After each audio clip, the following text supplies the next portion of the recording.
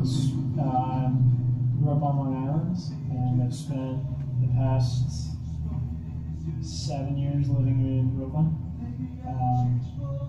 And I guess my formative years coming up in the city were spent in kitchens. I worked as a chef for several restaurants in Manhattan. And I live in Greenpoint with my family, and just opened up a skate shop.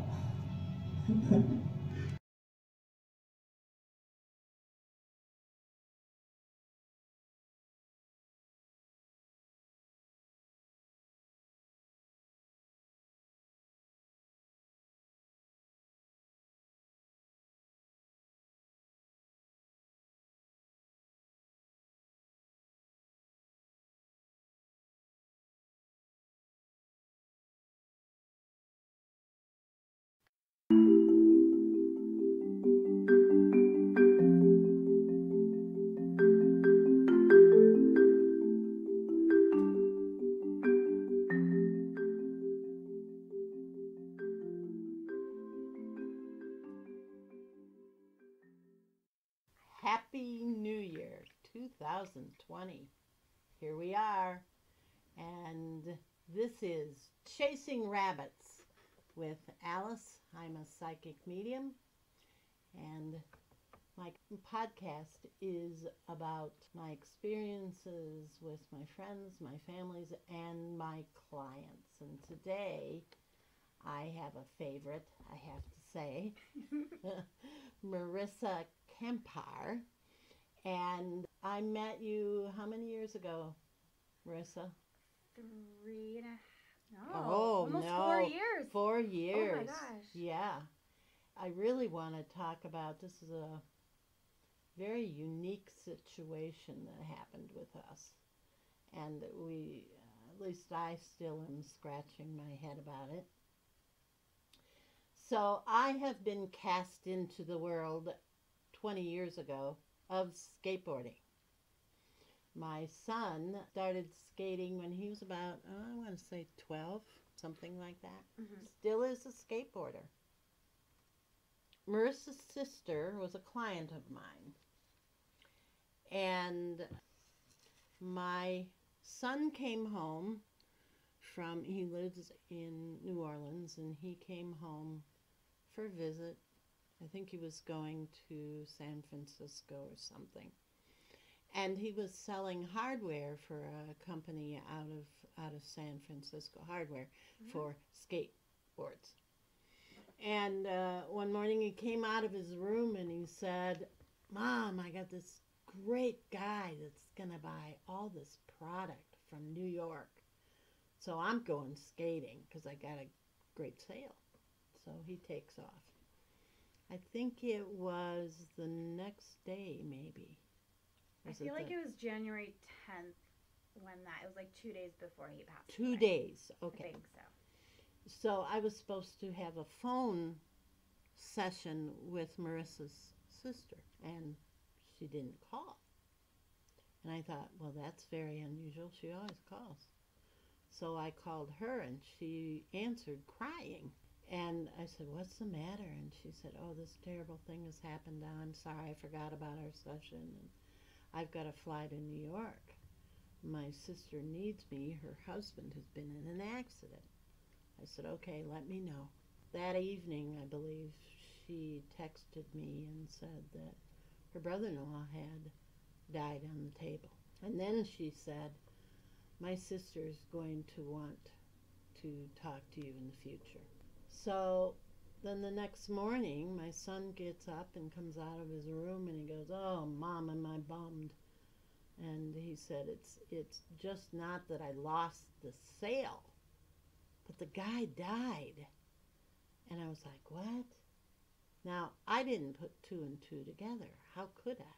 So Marisa's sister comes home, and we rescheduled our appointment. And Stephen had gone home to New Orleans.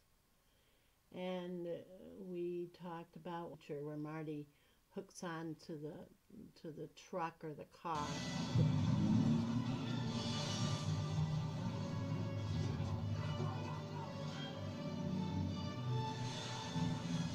they call it bumper sticker. And he had held on to the bumper of a truck, and we only assume, we don't know, right? But he was pulled under the truck. And so she told me all this. As we were talking about the shop and his name, and all of a sudden she and I just stopped and were in silence and said, that's the man that my son had been dealing with. So I said, he found his way to my house. It's an incredible story to think about. He's never mentioned Stephen. We don't know why that was, why that all happened. But it even today, as she and I were sitting here, my son calls every time she's here. Every time. Every time. It's like clockwork. And it's there's some kind of connection there. We may never know, or who knows, but it just kind of stopped us in our tracks. I think it was how long after that was it until when you and I spoke? I think we started talking about 4 weeks after. I think so too. Because Alicia came back 2 weeks after. Right. And Right. then when I was ready, then I reached out.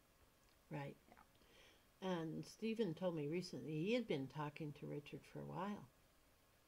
He'd had long conversations with Richard. Richard could talk to anybody for hours. Yeah. Yeah. And he so loved it. here my son was having a conversation with this young man. And he said, Mom, I talked to him 4 times. It just does, it certainly does make one think about how we are all connected. And how we all, I now know that why your sister came to me. It was not for her. It was for you. And my experience with bringing Richard through he has been really wonderful. Richard also inspired me from the other side to begin to paint. He showed you the field of flowers, and that was one of your first paintings that you did. It was the first painting. He would not let me go. I mean, I have a lot of friends who are artists, but I'm not an artist. And he showed me, he wanted to tell his wife how much he loved her, and he said, I want to give her some flowers. And so what I saw in my head was this rolling hill full of yellow flowers. And I told her, I wish I could show you what I'm seeing. And then a little while later, I gave it to you on the anniversary of his death. You were here, and I presented it with you. Because he kept at me. He kept at me and at me to get me to paint it. And I would paint, I had watercolors of Stevens. And I would practice, and I'd rip it up, and I'd practice, and I'd rip it up. And I think I did it 4 times. And I finally, and now I have done all kinds of paintings. There's paintings, the room is full of it, because Richard got me painting. And I'm actually writing a book, and I've written a section. I'm writing a book with the paintings that started with Richard, and about the visions that I see in my readings. So yeah, that was wonderful that I was able to show you on his anniversary. And what's the date he left us? The 12th of January. Okay, so it's coming up. You're up here early. Today is January 3rd. Yeah. Do you remember much about our first reading? I remember that Richard has been one of the most clear spirits that I've ever brought through. He's very active. He's very creative. He has shown me things like painting with light. He has he flies around, skateboarder. He moves differently than other people do on the other side. Most people present themselves just like they do in daily life. Richard does not. Richard shows that you're able to do anything when you're on the other side. And Richard has 2 children. He has shown me activities, has shown me him being over their shoulders. I would say, you know, why are they eating? Why am I seeing hot dogs? And you would say something, well, I just gave the kids hot dogs or something like that. So it was always, we were able to know that Richard was around the children a lot. Yeah, you said that whenever the 3 of us were together, he was always, like, watching us. Yes. And the first conversation that we had, it was when he was sharing that he missed the boys and that he had not fully left. He was still in that, like, limbo state, and he was, like, frantic. And then you gave him, I don't want to say the permission, I don't know exactly how it works, but you were like, go. Right. So that took until we talked. Mm-hmm. That was, I think, the first time we talked on the phone. Yeah, because I now that we're talking about it, he was frantic about what he had done, Mm-hmm. and that he had left his 2 boys. Mm-hmm. And I had to actually counsel him to tell him you can move on. I mean, it's done now. I mean, you just have to move on, and if you move on, then you can be supportive to your family even as you move on. Mm-hmm. So you brought some stuff here? They're just notes from the first year after he passed. Really? I think so. Yeah, it's full. Let's see what you we got. chatted a lot. Yeah, we did. That and first year. Let's see what you start reading, and I'll remember. When I do my readings, I don't really remember everything. The funny part is I remember the people on the other side more than I remember the clients sitting in the room, which is really interesting. But I don't always remember. The client will remember more than I do. And it's not that I go into a trance or anything, but it's just that it's coming through me. It's not me doing the work, but it's coming through me. And so that's how it works. It was pancakes. That's what it was, because I see the notes. Oh, pancakes? For the food. You were saying, I have pancakes right there. And then Teddy we would call him Blue Eyes. Oh, yeah, because I said, who has blue eyes? Mm-hmm.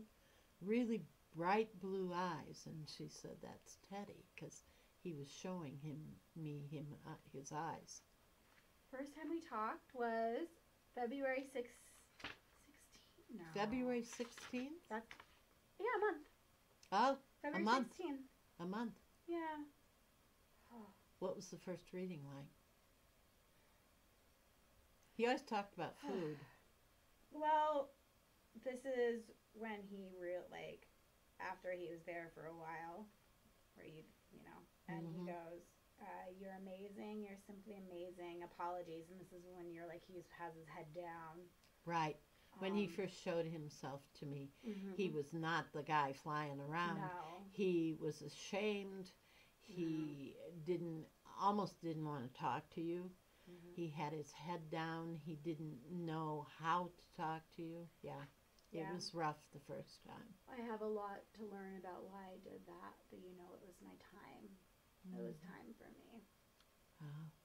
And then he said that I'm much braver than he ever was. And I can be ferocious and bullheaded. I remember that. And then he gave me gardenias. He started with the Oh flowers. yes, in the and very then beginning. I said it was a gardenia, right? That was the first first flower. And then every time we chatted, it was always like a different flower. Or and then he started painting with light. Right. Because he didn't want to lose what we look like. Right. And so in order to live on in that way, he was painting us, me and the boys, in like light. Yeah, which is what we are. And which is what Richard is. You know, when I see him, unlike other spirits, I see him as light. He shows himself as light. Other times he's shown himself exactly like I remember seeing him in different clothing. I remember seeing him in a t-shirt and a pair of green pants or something. And he would show himself in different ways. Yeah. How was the first reading for you? How did you feel? Yeah, but I think could have been different for me because that's when my conscious opened up. Because 2 days after he passed, I saw him when I was in the shower. Right. So I knew that he was going to come around and be present because I could feel like I could already connect with him. But it was nerve-wracking the first time. I didn't know what was going to happen. And I remember crying a lot, but it was healthy. I needed it. And he wanted to talk to us. Yes. It was the first time for you because it was the circumstances of his death was so important to both you and he to have some peace. More so than many that I work with. It was very important that he have some peace, that he could say what he had to say about his decision to do something that was the end of his life. Marisa and I have discovered that I think that she is a natural medium herself. Because I remember us talking about the bathroom, and was there something about you could see people, or what was that conversation that you and where I said, "Oh, Marisa, you're a natural medium." When the veil was lifted. Yeah. Tell about that. Our energies were all hanging out in my room. I had moved after he passed away, and so me and the boys, we were all together. And Richard came in, and Richard and I were talking, and then he's like, I have to go. I was like, no. So I followed him into the bathroom. I opened the door, and when I entered, it was this white room, fairly large white room, and there was just rows of people in front of me, and they all were staring at me.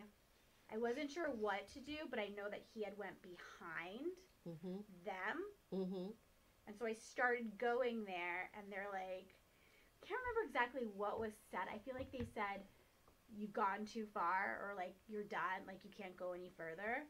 And then I was pushed back. Well, and Richard has a way of activating things for both she and I. He has come into other readings for me. With guys that were similar to him, I would go, who's this? And do you know Richard? And then I would look, and it was Richard. So I think he knew about her, that she has the ability to do this, and activated it. I didn't know it was Richard that went into the room. So what was interesting for me when you talked about the white room was when I was doing a group in my front room. I had about 20 people in there. I used to do groups. And there was another medium there, and she was sitting right next to me. And I was was doing, bringing someone through, and then all of a sudden, I saw myself in a white room. Now, I never saw that before. When I do a reading, I'm not aware of it. Because I was in the room with the other medium, I turn and there's this woman. Now you have to understand that when you do the work that I'm doing, there's multiple things going on in your head. I was still reading with the spirit, with the person in the group, but then I was standing back and looking at myself doing the work in a white room. And I was seeing the other medium there too. So in science, they say in order for something to be, for you to be aware, you have to have an observer. Well, I had an observer. It was the other woman in there. And I went, oh, I go to this white room. So when you said that, it helped validate to me that that is the space where we go to, we can't go all the way, but that's the space where we go to be able for them to walk forward and us to meet. So when you said that, I thought, wow, this really was true. So then what year was it that you were here with your sister and I said, let's see if we can do this together? I think it was 2007, probably the following year. Okay, so we hadn't been working very long together. No. So I said to her, I invite her sister, and her sister's like, no, I don't want to do this. Yeah. And she left. And so I said, let's do this together. I want to see if we can do it, be in the same space. I had no idea what was going to happen. All I said to her is, I'm going to be quiet. I'm just going to see. And I want you to describe what you're experiencing. And so do you want to talk about what you saw? We wanted to have Richard come. And so do you remember what you saw?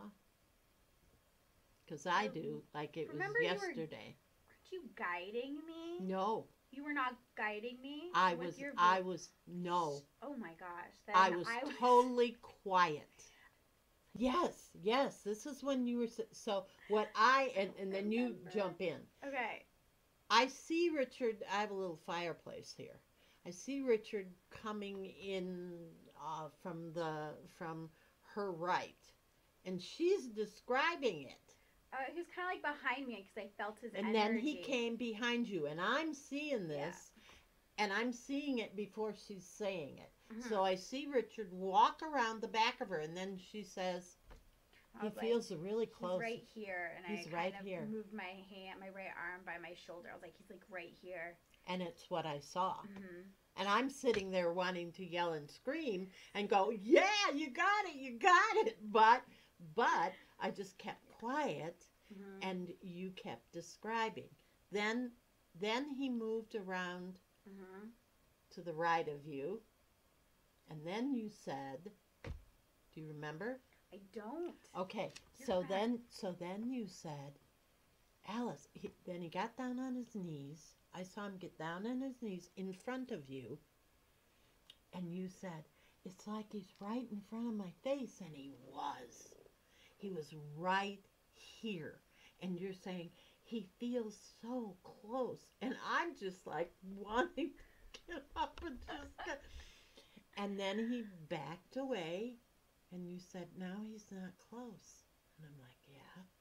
And then he stood up, and he walked away, and she said, he's gone. And he was gone.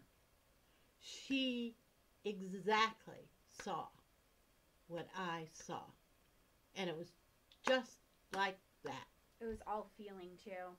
It's all that feeling. Was just feeling. That was when I was testing a little bit more of what I could do, my boundaries, I guess. Yeah. And I was like, OBEing and lucid dreaming and trying to go farther into space. Mm-hmm. Um, It was absolutely. I never expected that it would be that easy. mm-hmm. So when she's ready, we'll get card out and she'll be doing it too. What other experiences have you had with Richard? Because one of the things I want to help people to do Mm-hmm. is to have relationships with the people who have passed, to be able to know that they are around. So, what other experiences have you had with him since he's passed? With the boys? Whether Uh, it's in dreams or whether it's feeling him at an event or. yeah, it was. He gave me strength in the beginning to continue on and find myself, self discovery, and know that I could do whatever it is that I put my mind to, and that. And how do you know that it was Richard that gave it to you? I, That's what people always say to me. How do I know? I think a lot of people look to something when they're faced with the traumatic experience, and what I looked to was my boys and him, and being able to connect with them did help a lot when transitioning and figuring out what my next steps were, my next chapter in my journey of life. I felt him. I could see him, like he was with me. So that helped a lot. Mm-hmm. Mm-hmm. Um, The body, not having the person's body is really in the grief is what gets in the way of feeling the person like you and I feel them. mhm.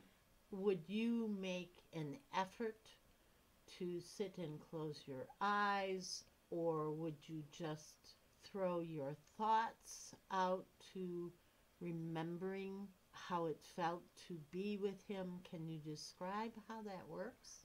Before I went to sleep, I would, if I wanted to connect with him, I would always verbalize, like vocalize my intention. Would be like, Richard, please come tonight. I need your guidance, or let me know you're okay, or I just want to see you. Right, I would just throw it out there into the universe and see if it was caught in some way, some form. right. Whether he came that night, like usually I connected with him when I was sleeping. And the thing that was amazing when I connected with him the first time when I was awake was with you when I was meditating next to Mm-hmm. you. But besides that, it was always when I've been sleeping for the most part, or if I'm in the kitchen and I'm using his knives for like cutting. Oh, yeah, Like when something I'm he's cooking. used a lot. Yeah, his stuff. When I use his knives, when I look at his books, I read his books, or his cookbooks.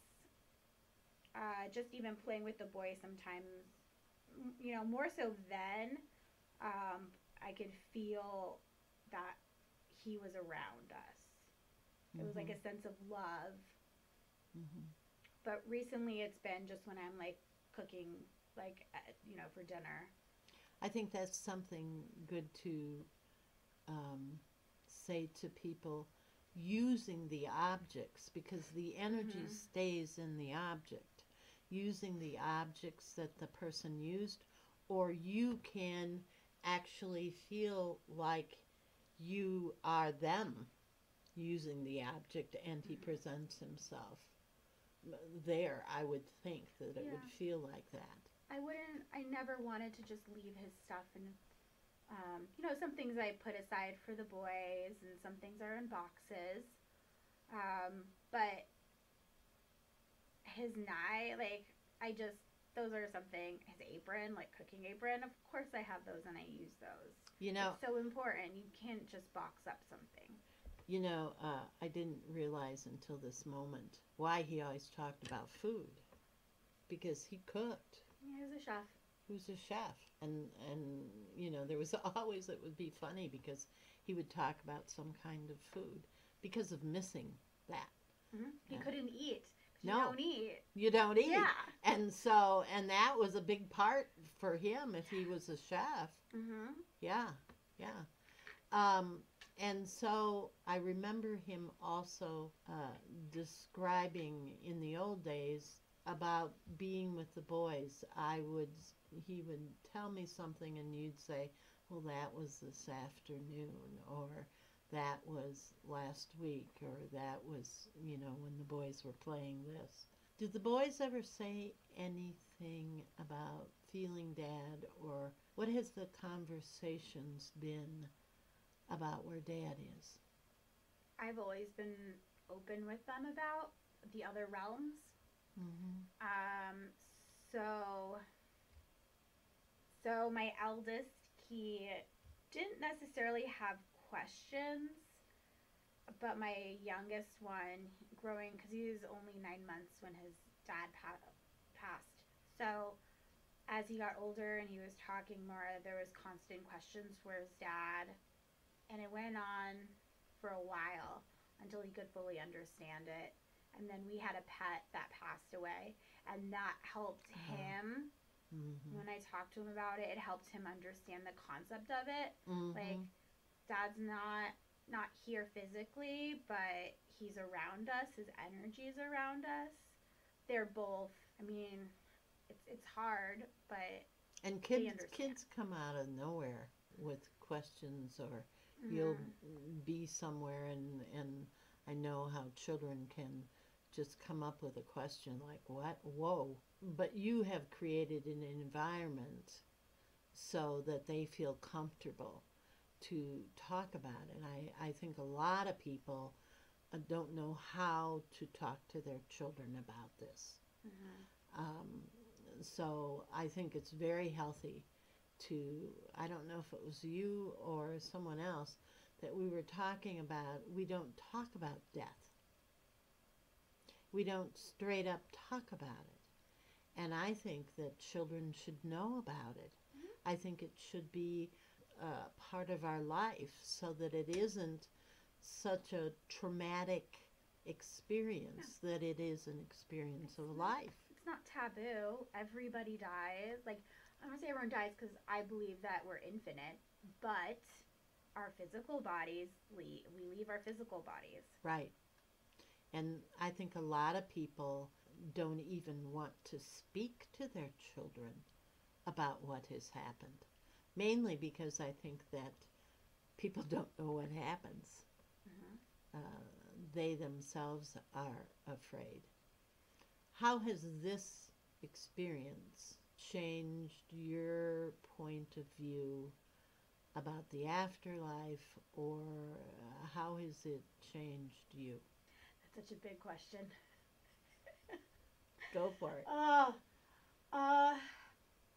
In terms of the afterlife, I always had a feeling that when it gave me more of an idea of what happens, I always had some kind of idea, but I didn't think that we just were dead.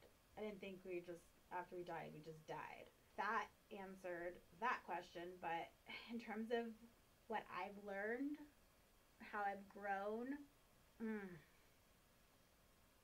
society wants us to live this set of rules or doctrine, I don't want to say doctrines, but like in a way we need to do, and these are the expectations. Mm-hmm. And going through that, I had a career that I was in for 11 years, having been through what I had been through and how much I grew from that experience, because I looked at it not as I'm done, like this is all, end all be all. I looked at it and I said, well, I was given this. What can I learn from it? How can I be a better person to myself and my kids? I took a step back and I quit my job, started a business, moved across the country, and I've made some pretty hard decisions. Some I went with my gut instinct, because you should follow your intuition. I've followed my intuition. I knew exactly as soon as he passed away, I was like, I'm moving back across the country. I knew I was going to be quitting my job as soon as I started with what was a healing project at first. And now I made it into a business 3 years later. So I would have never done any of that. I was going to ask you. No. If I you was were going married to Richard and he were alive today, Yeah. you'd probably still be teaching, right? No. No? No, we Oh, okay. No, we had talked about it. That was supposed to be my last year teaching. Oh. We were going to open up a bar. Oh. So no wonder I yeah. saw him at the, wasn't it you and I? Wasn't there a, or was that you? I was at a bar when he told me I should. Yes. You had a dream or a vision where he said time to move on. Yeah. No wonder he was at a bar. Oh, didn't know that. Wow. Yeah, so we were already in the works. He's like, you taught and you did it for X, Y, and Z reasons. Let's do this together. You know, let's do what we want to do. So you guys had already planned that life was going to be Correct. different. Correct. Huh. But I just made those choices myself. That Right. same year that was supposed to happen. Oh, did not know that. Interesting. So now, let me say, what are you doing? I saw my lip balm right there. Yeah. We were talking. I was like, oh, look at There's that. a lip balm, yeah. So I started a business with my sister. And what is the name of it? It's called MA Naturals. All right. You can find us on Instagram. All right. And yeah, how do they find you before we go any further? MA Naturals Co. Okay. My sister and I started it as a healing project. We started just making bath bombs and scrubs. And then we applied to a market, pretty big one, down in the valley. Got it. Phoenix. Phoenix, yeah. Got accepted. And then kind of went from there. It's a very small business, but I love it, and it's my passion. And it's expanded. We're expanding products, and it focuses on wellness. All natural. Everything's all natural, made in small batches, non-toxic. I hand make almost all of our items. And their beauty products, what do you carry? Skin. What kinds of things? What's the new thing that you just told me when we sat down? Sounds So, exciting. I've been working with oils lately, so we're doing some chakra roll-on oils Cool. that are going to be gemstone infused. And then we also have body oils now, like a ritual oil, face oils. I have balms and scrubs. Yeah, so I love it. My boys ground me, my business grounds me, and I get to do what I love. And that's exactly what I was called to do after everything. Absolutely. You came into the fullness of who you are. Mm-hmm. And where will you be? Do you have a normal place you hang, though? I do. I have first Saturday of every month. I'm at the Uptown Farmers Market in Phoenix on Bethany Home and Central. Okay. And that's from like 8 to 1. Okay. And then I also have a market in Gilbert the second Saturday of every month, and I believe that's 9 to 1. Mm-hmm. So those are my two home bases. And then the third Saturday, I usually do the Uptown Farmers Market as well. Okay. So those are the ones that you can always find me at. If you live in the Phoenix area, I also, I do deliveries. I meet people. And she's going to a trade show, which means then she's going to go into the world and beyond. Let's hope. That's the plan. That's the plan, man. I've given it 3 years, and this year I feel that this is a huge year of growth, and I need to just feel it and just go for it. I'm ready. I get goosebumps when I talk about that. Like, I know. Yeah. And she has help on the other side. We know that. Yeah. Richard's helping you to move along. And pretty much, I had to say this, I've seen half of your family, right? Hasn't your mother been here? Your grandma's been here? Your sister's been here? It's guys in the family that don't come to see me. You know what? I'll bring my brother that lives in California. Oh, He's that been would be great. interested. He's been very interested. He's been asking. That's great. Yeah, he's back. I would love to meet him and work with him. Oh, that'd be amazing. What is the final thing that you would like to say about working with someone like me? What has it done for you? Like going to a medium. What do you think had you not had the experience? You have been a voice of reason Really? in quite a few instances. I think just going to you has helped me understand more about what had happened and understand that what I can do with Mm. being able to connect with him. Yes. And I think that was the most important part.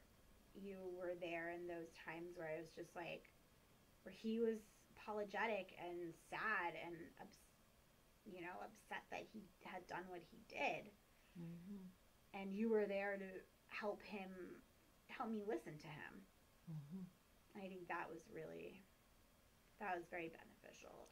I, It meant a I, lot. I feel, thank you, Marissa, and I feel that I wish all my clients could feel their people who have passed on as much as Marissa can. And it's one of the things that I want to look at in helping people to help themselves, to not need a medium, but to initially, but I'd like to teach people to try to understand where the white room is, where there is the connection, and how to feel them. Because people come here after 12 years of grieving, or even 20 years of grieving, and not over it, and not able to put a closure on the chapter of that person being in the physical, but more so not being able to move on themselves. And if we could know that we still can have a relationship with them, very different relationship, and in some cases a very closer relationship with them, I think it would really help us to understand our own passing, and others that would be coming up in our life. Like I say, it's a part of life. It's a transition. So we need to learn to understand that they're not gone. Richard's never gone. No, he just is energy now, and you just have to listen and feel for him in a different way. Yeah. And we can sometimes hear them. We can sometimes they send us messages, and there's all kinds of ways, starting with sleep, in dreams, by asking them to come and be with us. And how do you remember? A lot of people ask me, how am I going to remember this experience that I had in my sleep? Do you program? I tell people you can program yourself before you go to sleep. Did you do anything like that consciously? If there's something that I need to remember, I'll go back in my head while I'm sleeping and tell myself what had happened, and I wake up and write it down. I always have a dream journal, so as I make myself wake up. A lot of people can't do that. I force myself to, because I'm like, I need to remember this. Sometimes I don't force myself, and then I remember vaguely what had happened, because normally those dreams, I guess the dreams when you're connected, for me, well, I'm gonna say for most people, I feel like it, based on like research and stuff, it tends to happen when it's real calm and quiet outside. Yes. So it's like between like 3:30 and like 5 in the morning, 3 to 5 in the morning. Yeah. So what normally happens, I'll wake up around 3:30, it'll take me a little bit of time to go to sleep, and then I'll usually just really relax my body, and then I feel myself vibrating, and I know at times that I'm transitioning into whatever it is, like if I'm leaving my body or if I'm going into a dream state, and then when I wake up, then I'll write it down. Good. Good. Sometimes that happens. Sometimes I just make myself wake up. Yeah. Yeah. But showers, water helps. Water helps. Water really helps. Yeah, it's a conductor. I get a lot in the shower. I like to take a shower before a client comes if I have the ability to. And I hear things in the shower. Running water. Yeah. Yeah, I'm glad you brought that up. That's true. That's the first way I connected with him. Oh, was it? Yeah. You were in the shower? Yeah, it was 2 days after he died. Oh. I was like closing my eyes in the shower, and I wasn't thinking about anything, and I just no inhibitions. I was just whatever, like just breathing, and closed my eyes. I just put my head on like the wall of the shower, and I could feel the water running on me. And then I saw him. He has a gap in his teeth, and he started to smile a little bit as his head got close to me. Then he pulled away, and then he came back, and I could see his big smile, and I knew. And then he pulled away, and then it was done. But like it was quick, but I knew it was him. And while he wasn't all right, he made his presence known. Yeah. And a lot of people will ask me, how do I know that this has happened? Well, there's no way to tell people. You just know. You just know that it was real, right? Yep. There's no way to tell a person. You just have to experience it. And trust it. Trust the universe. Trust. That's right. That's right. And you and I and other people that come I like to say, are in a club that we don't want to be in, with those who are on the other side who've left too early. And it just kind of forces you into this club, and we have to find a way to deal with it. And I think you have done it with grace, Marisa. Thank now, you, Alice. Tell us again what the name of your company is. It's MA Naturals. All right. There's a plus sign in between the M and the A. Like and. Yeah. Or M plus A. Yeah. All right. All right. Thanks, Marisa, for being here today. You have been listening to Chasing Rabbits with Alice Moulter Serrano, Psychic Medium. See you next time. Bye.